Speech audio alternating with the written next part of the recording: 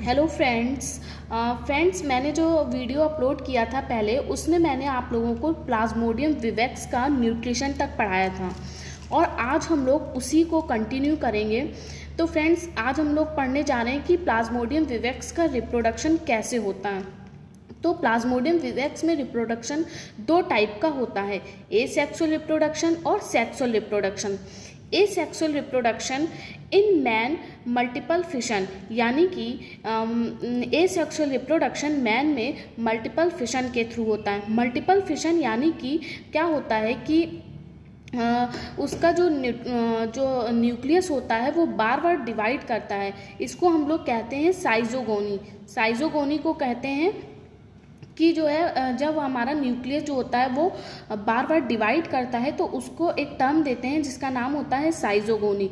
साइजोगोनी दो जगह होती है, लिवर साइजोगोनी और इराइथ्रोसाइटिक साइजोगोनी। लिवर यानी कि लिवर में होती है साइजोगोनी और आरबीसी में होती है। इराइथ्रोसाइटिक मतलब आरबीसी। तो देखो फ्रेंड्स, क्या होता है कि मान लो जैसे कि ये एक प्लाज्मोडियम विवेक्स है, इसका ये एक न्यूक्लियस है। ये न्यूक्लियस बार बार डिवाइड करता है, मल्टीपल डिवीज़न करता है, इसी को हम लोग कहते हैं साइजोगोनी। फिर क्या करता है कि ये जो न्यूक्लियस है, ये मल्टीपल न्यूक्लियस, हर एक न्यूक्लियस अपने चारों तरफ एक मेम्ब्रेन बना लेता है। जब ये चारों तरफ एक मेम्ब्रेन बना लेता है तो इनको हम बोलने लगते हैं मीरोजॉइड। ये एक प्लाज्मोडियम विवेक्स है। ये अपने इसका एक ये न्यूक्लियस है। ये न्यूक्लियस मल्टीपल डिवीज़न करता है और डिवीज़न करने के बाद हर एक न्यूक्लियस अपने चारों तरफ एक मेम्ब्रेन बना लेता है। जब मेम्ब्रेन बना लेता है तो हम हर एक न्यूक्लियस को क्या कहने लगते हैं, मीरोजॉइड कहने लगते हैं। ये प्लाज्मोडियम विवेक्स है। ये देखिए मैंने लिख भी रखा है यहाँ पे जिससे आपको क्लियरली समझ में आ जाए। ये प्लाज्मोडियम विवेक्स है। इसका न्यूक्लियस डिवाइड करता है और डिवाइड करके मल्टीपल डॉटर न्यूक्लियाई बनाता है।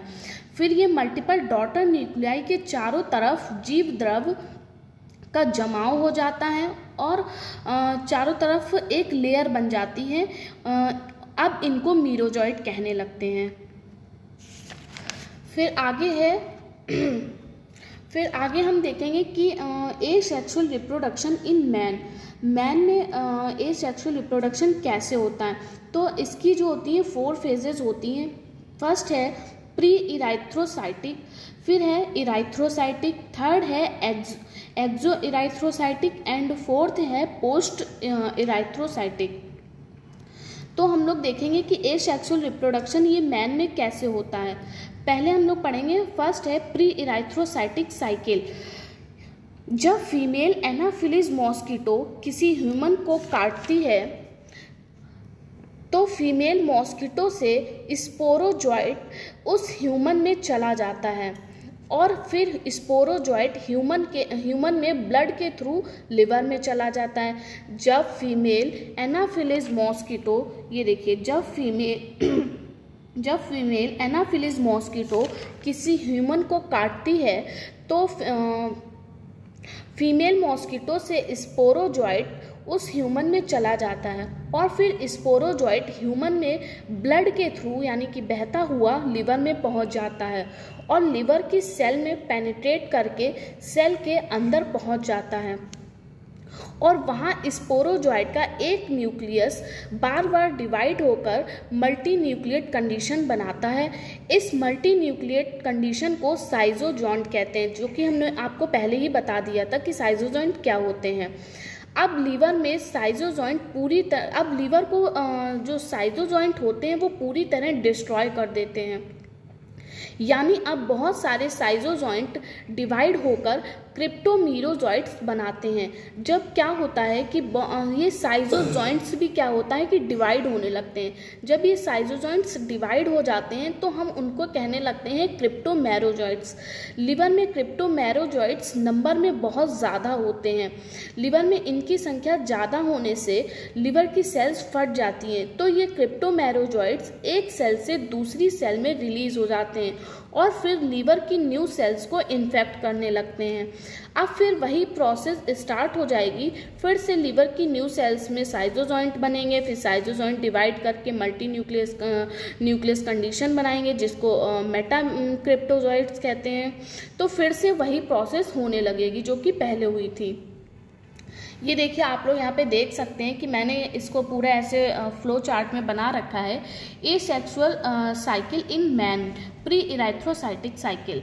स्पोरोजॉइट क्या होता है कि पेनिट्रेट हेपेटिक सेल्स, यानी कि स्पोरोजॉइट जो है वो हेपेटिक सेल्स में जाएगा, फिर वहाँ पे डिवाइड होकर साइजोजॉइंट कंडीशन बनाता है, यानी कि बार बार स्पोरोजॉइट डिवाइड करता है और स्पोरोजॉइट का जो न्यूक्लियस होता है बार बार डिवाइड करता है, डिवाइड करके अपने चारों तरफ एक मेम्ब्रेन बना लेता है। तो हम इनको क्या कहते हैं कि जब स्पोरोजॉइट बार बार डिवाइड करता है उसको हम लोग क्या कहने लगते हैं, साइजोजॉइंट कहने लगते हैं, जो कि हम आपको पहले बता चुके हैं। अब साइजोजॉइंट बार बार डिवाइड करके क्या बनाते हैं, क्रिप्टोमेरोजॉइट्स बनाते हैं। जब क्रिप्टोमेरोजॉइट्स क्या होता है, लिवर में बहुत ज़्यादा हो जाते हैं तो सेल क्या हो जाती है, ब्रस्ट हो जाती है, यानी कि फट जाती है। तो ये क्रिप्टोमेरोजॉइट जो होते हैं वो बाहर निकल आते हैं और फिर जो हमारी न्यू सेल होती है उसको इन्फेक्ट कर देते हैं और फिर उसमें क्या करते हैं, साइजोगोनी करते हैं। साइजोगोनी करने के बाद साइजोगोनी कंडीशन बार बार फिर डिवाइड करती है और क्या बना लेती है, मेटाक्रिप्टोजॉइट्स बना लेती है। अब क्या होता है कि मेटाक्रिप्टोजॉइट से दो चीज़ों का डेवलपमेंट होता है, एक होता है माइक्रो मेटाक्रिप्टोजॉइट और एक होता है मैक्रो मेटाक्रिप्टोजॉइट्स। तो यहाँ तक क्या हो रहा था कि सब लिवर में हो रहा था, यहाँ तक मेटाक्रिप्टोजॉइट्स जो हैं वो कहाँ बने थे, लिवर में, यहाँ तक सब लिवर में होगा। अब माइक्रो क्रिप्टोजॉइट्स हैं, ये जो माइक्रो मेटाक्रिप्टोजॉइट्स हैं ये क्या होंगे कि आरबीसी में चले जाएंगे, ठीक है। और आरबीसी में अब साइकिल ये आरबीसी में स्टार्ट करेंगे, उसे इराथ्रोसिटिक साइकिल कहते हैं। And macro metacryptozoites new liver cell में इराथ्रोसिटिक साइकिल चलाएगा। इराथ्रोसिटिक साइकिल यानी कि अब ये साइकिल आरबीसी में चलेगी। क्या होता है कि माइक्रो मेटाक्रिप्टोजॉइट जो होता है ये आरबीसी पर अटैक करता है, फिर क्या करता है आरबीसी में अब ये क्या करेगा कि माइक्रो मेटाक्रिप्टोजॉइट्स आरबीसी में एंटर होने के बाद ये राउंड शेप हो जाता है। जब ये राउंड शेप हो जाता है, कौन राउंड शेप हो जाता है, माइक्रो मेटाक्रिप्टोजॉइट। जब ये राउंड शेप हो जाता है तो हम लोग इसको ट्रोफोजॉइट कहते हैं। अब ट्रोफोजॉइट अपने अंदर एक वैक्यूल डेवलप करता है। अब ट्रोफोजॉइट अपने अंदर एक वैक्यूल डेवलप करता है। तो क्या होता है, ट्रोफोजॉइट का जो न्यूक्लियस होता है वो एकदम किनारे की तरफ चला जाता है। ये देख सकते हैं आप, ये क्या था कि ट्रोफोजॉइट था, इसका न्यूक्लियस एकदम किनारे पे चला गया तो ये क्या बन जाता है, यहाँ पे एक ये वैक्यूल बन जाती है। ये देखिए आप लोग देख सकते हैं ये वैक्यूल बन गई है। और जब इसमें वैक्यूल बन जाती है तो इस स्टेज को हम लोग कहने लगते हैं सिग्नेट रिंग स्टेज।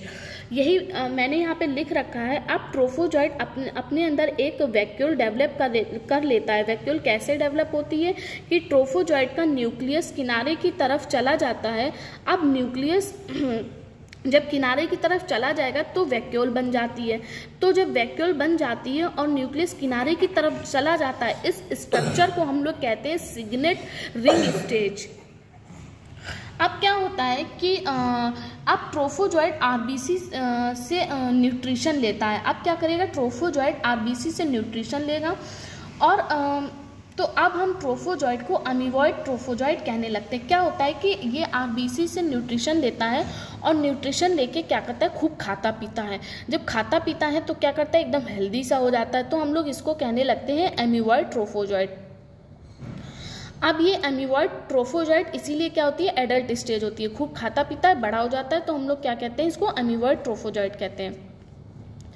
अब अमीबॉइड ट्रोफोजॉइट का न्यूक्लियस बार बार डिवाइड करता है और साइजॉन्ट बना लेता है। ये देखिए, इसका न्यूक्लियस बार बार डिवाइड करेगा और साइजॉन्ट बना लेता है। जब ये क्या होता है कि ये ट्रोफोजॉइट आरबीसी से सारा न्यूट्रिशन ले लेता है तो आरबीसी जो होती हैं सूख जाती हैं। तो आरबीसी जब सूख जाती हैं तो हम लोग उसको कहने लगते हैं शफनर्स ग्रैन्यूल्स। क्या बोलते हैं, शफनर्स ग्रैन्यूल्स। अब ये मल्टीपल न्यूक्लियस के चारों ओर एक मेम्ब्रेन बन जाती है जिसको हम लोग मीरोजॉइट कहते हैं। तो अब क्या होगा कि अब ये आरबीसी अब जब आरबीसी मीरोजॉइट से भर जाती है तो आरबीसी ब्रस्ट हो जाती है, यानी कि जब बहुत सारे मीरोजॉइट्स आरबीसी में हो जाएंगे तो आरबीसी क्या हो जाती है, ब्रस्ट हो जाती है, यानी कि फट जाती है। जब आरबीसी फट जाती है तो ये सारे मीरोजॉइट्स बाहर निकल आते हैं, और जिस टाइम आरबीसी फटती है उसी टाइम एक केमिकल रिलीज होता है जिसका नाम होता है हीमोजॉइन ग्रैन्यूल। हीमोजॉइन ग्रैन्यूल्स रिलीज होते हैं।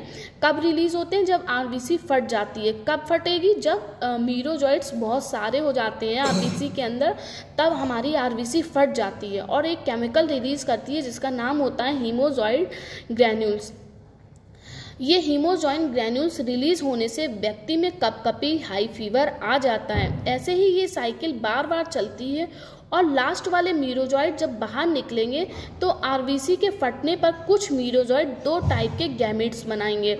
मतलब जब आरबीसी फटती है तो जब ये मीरोजॉइड्स बाहर निकलते हैं तो कुछ मीरोजॉइड्स दो टाइप के गैमेट बनाते हैं, माइक्रोगैमेटोसाइट और मेगा गैमेटोसाइट। माइक्रोगैमेटोसाइट जो होता है वो जिसमें लार्ज न्यूक्लियस होता है, ये मेल गैमेट होता है, और मेगा गैमेटोसाइट ये स्मॉल होता है, इसमें स्मॉल न्यूक्लियस होता है और ये फीमेल गैमेट होता है। तो ये सब ह्यूमन की आरबीसी में हो रहा है। जैसे ही कोई न्यू एनाफिलिस मॉस्किटो ह्यूमन को काटेगी तो ये गैमेट्स मॉस्किटो की सलाइवा में चले जाएंगे, यानी कि जैसे ही अब कोई मॉस्किटो जो है एनाफिलिस मॉस्किटो उस ह्यूमन को काटेगी तो ये गैमेट्स जो हैं वो उस मॉस्किटो की सलाइवा में चले जाएंगे। फिर ये सलाइवा से गट में पहुंचेंगे, उसकी गट में पहुंच जाएंगे, फिर ये गट में रिप्रोडक्शन की प्रोसेस करते हैं, यानी कि अब यहाँ से क्या होगा कि सेक्सुअल रिप्रोडक्शन स्टार्ट होगा। तो चलिए हम लोग बात करते हैं अब सेक्सुअल रिप्रोडक्शन की। देखते हैं सेक्सुअल रिप्रोडक्शन में क्या होता है। सेक्सुअल रिप्रोडक्शन क्या होता है, मॉस्किटो में होता है, यानी कि ए सेक्सुअल साइकिल कहाँ पे चल रही थी, मैन की आरबीसी में और लिवर में चल रही थी। अब सेक्सुअल साइकिल कहाँ चलेगी, मॉस्किटो की गट में चलेगी। गैमेटोसाइट्स यानी कि मॉस्किटो की गट में गैमेट्स बनेंगे। गैमेटोसाइट्स का मतलब होता है फॉर्मेशन ऑफ गैमेट्स। तो गैमेट्स क्या बनेंगे, माइक्रोगैमेटोसाइट, यानी कि माइक्रोगैमेटोसाइट में क्या बनेगा, मेल गैमेट बनेगा। कहाँ बनेगा, मॉस्किटो की मिड गट में। यहाँ से क्या होगा, तो अब जब माइक्रोगैमेट फीमेल मॉस्किटो की मिड गट में पहुँचेगा तो माइक्रोगैमेट का न्यूक्लियस डिवाइड होकर कम से कम 6 से 8 डॉटर न्यूक्लियाई बनाएगा। जब ये डॉटर न्यूक्लियाई बना लेगा तब ये क्या करता है, 6 से 8 डॉटर न्यूक्लियाई बन जाएंगे तो ये अपने चारों तरफ ये 6 से 8 न्यूक्लियस जो होते हैं वो फ्लैजिला लाइक स्ट्रक्चर बना लेते हैं। मतलब फ्लैजिला जो होता है वो डेवलप करने लगते हैं। जब फ्लैजिला पूरी तरह सारे न्यूक्लियस जब 6 से 8 सारे न्यूक्लियस फ्लैजिला बना लेते हैं तो हम लोग इस स्ट्रक्चर को कहने लगते हैं एक्स फ्लैजिलेशन। क्या बोलते हैं, एक्स फ्लैजिलेशन।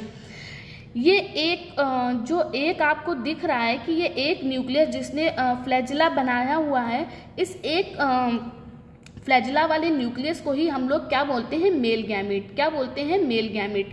ये देखिए इसको हम लोग क्या बोलेंगे, माइक्रोगैमेट या मेल गैमेट। ऐसे ही क्या होगा, मेगा गैमेटोसाइट होगी। मेगा गैमेटोसाइट में क्या होगा, इससे फीमेल गैमेट बनेगा। फीमेल गैमेट में क्या होता है, कोन ऑफ रिसेप्शन बनती है। कोन ऑफ रिसेप्शन का वर्क ये होता है कि वो मेल गैमेट को अपनी तरफ अट्रैक्ट करती है, जिससे कि क्या होता है कि मेल गैमेट फीमेल गैमेट से फ्यूज करता है और फ्यूज करके क्या होता है, जाइगोट बनाता है।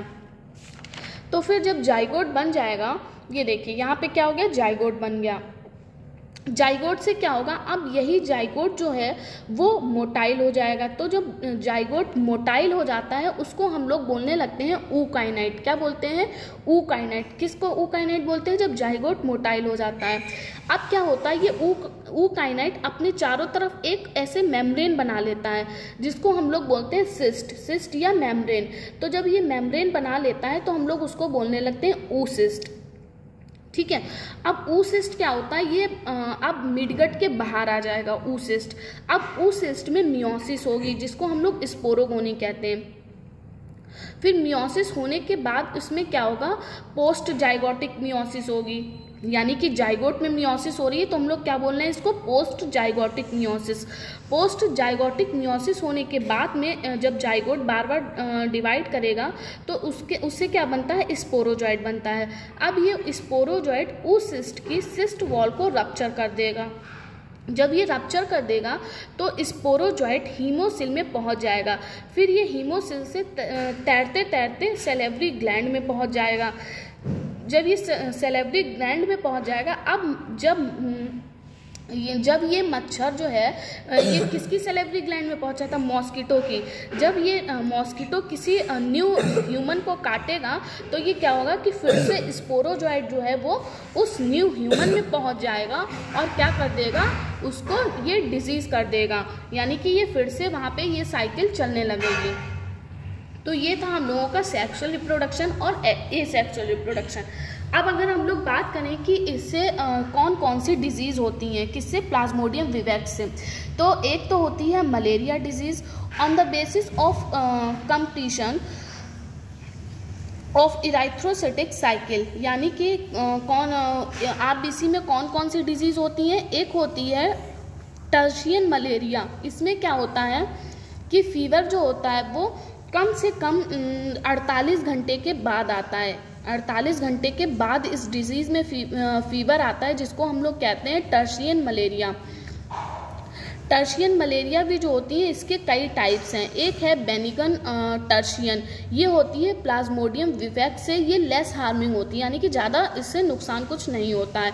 एक होता है मैलिग्नेंट टर्शियन, ये किससे होती है? प्लाज्मोडियम फैल्सीपैरम से होती है। ये फैटल होती है, फैटल यानी कि डेथ कॉजिंग। ये क्या करता है कि इसको मैलिग्नेंट टर्शियन को और भी नाम है, ये एग्जाम में कई बार पूछे गए हैं। मैलिग्नेंट टर्शियन को ब्लैक वाटर फीवर भी कहते हैं, परनीशियस मलेरिया कहते हैं, सेरेब्रल मलेरिया कहते हैं और एस्टिवो ऑटोनल मलेरिया भी कहते हैं। थर्ड है माइल्ड टर्शियन, ये होता है प्लाज्मोडियम ओवेल से, और ये क्या होता है? लीस्ट, मतलब ये कम मिलता है। ये मलेरिया कैसा है? लीस्ट मलेरिया, यानी कि ये मलेरिया कम देखने को मिलता है। फिर सेकंड हमारा है कॉटन मलेरिया। इसमें क्या होता है कि फीवर जो होता है वो 72 आवर्स के बाद आता है। ये किससे होता है? प्लाज्मोडियम मलेरिया से होता है। ये लेस हार्मफुल होता है। नेक्स्ट हमारा